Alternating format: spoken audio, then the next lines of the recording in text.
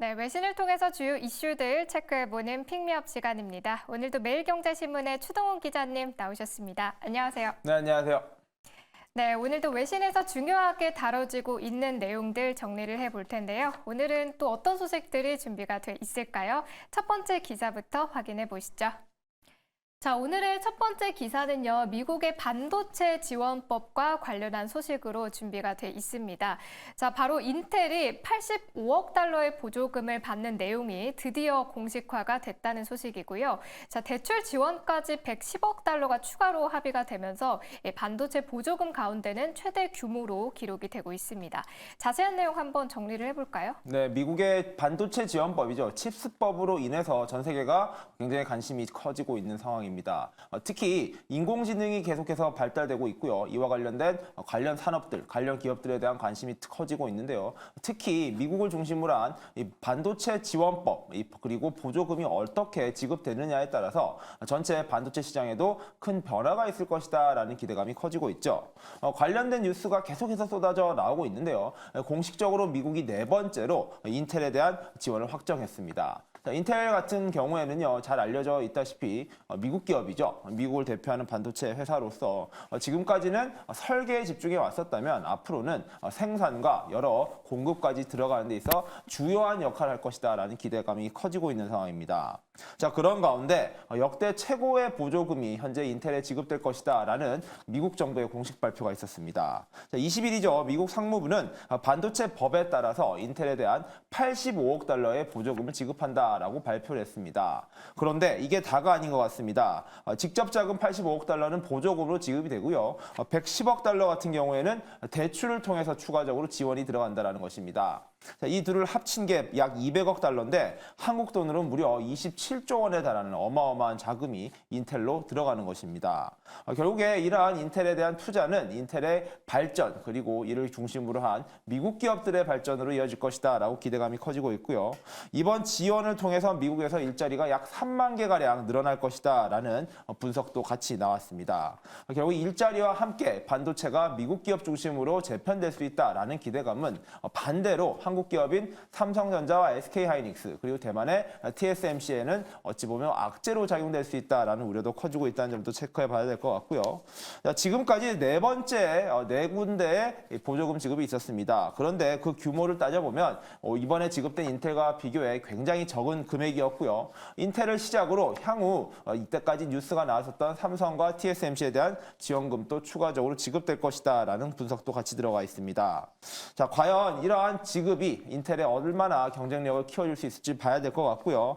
이게 다가 아닌 것 같습니다. 인텔은 미국 내 투자에 대해서 최대 25%에 달하는 세액공제 혜택도 받을 수 있다라고 하고요. 이와 별도로 군사 및 정보용 반도체 제급 공급과 관련된 보조금을 35억 달러 정도 추가 수령이 가능하다라는 분석도 나오고 있습니다.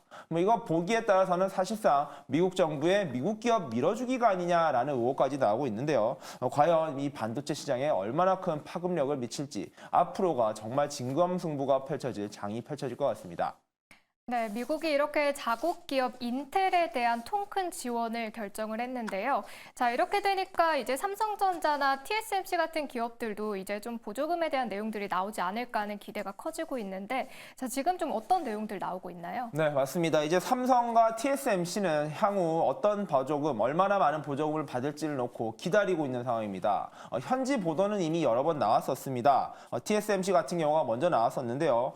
이미 미국에 400억 달러 이상의 투자 결정을 했었고요. 현재 공장을 열심히 지어가고 있는 TSMC도 약 50억 달러, 한국 돈으로 6조에 달하는 돈을 보조금으로 지급받을 것이다 라는 뉴스가 나와 있습니다.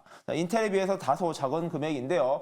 TSMC는 추가적으로 더 많은 돈을 받을 수 있게 공민을 하고 있다라고 이야기도 하고 있습니다.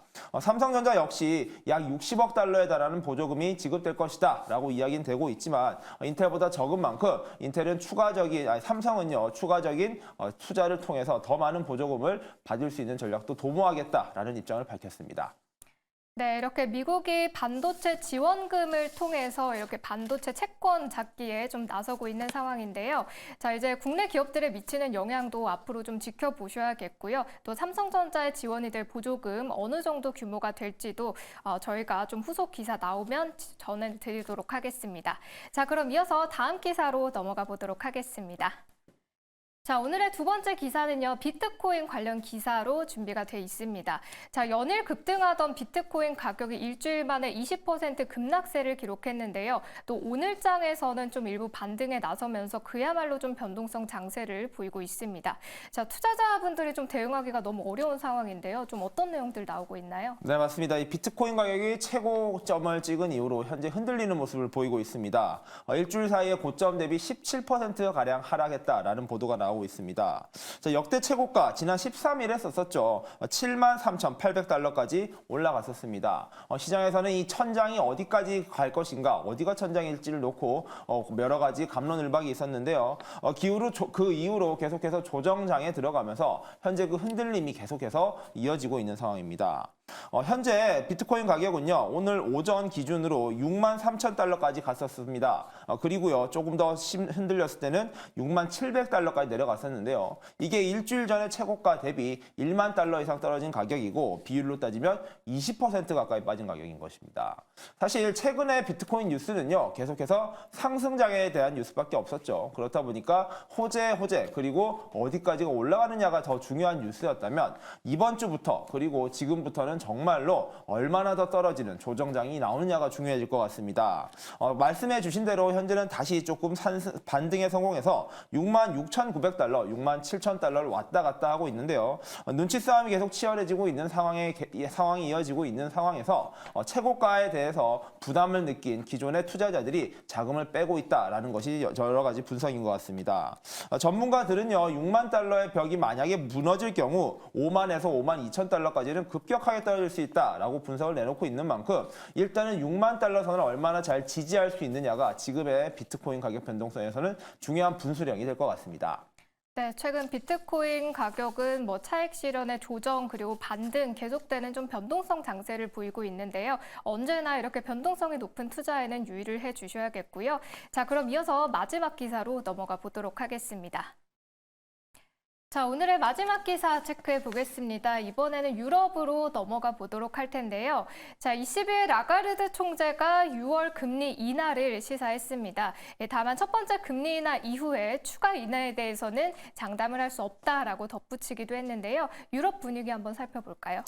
미국에선 현재 제롬 파월 의장의 입을 비롯한 이 FOMC의 의견이 굉장히 중요한 뉴스였습니다. 하루 종일 그 뉴스가 다뤄졌었는데요. 이와 더불어서 유럽의 분위기도 같이 체크해 보시는 게 좋을 것 같습니다. 이제 라가르드 유럽 중앙은행의 총재시죠. 이분이 여러 이야기를 했습니다. 여기까지는 같습니다. 바로 제롬 파월 의장과 마찬가지로 6월 달에 금리 인하가 이루어질 것이다 라는 점까지는 공통적으로 말을 했다라는 건데요. 여기에 다음 이야기가 조금 차별화가 되는 것 같습니다.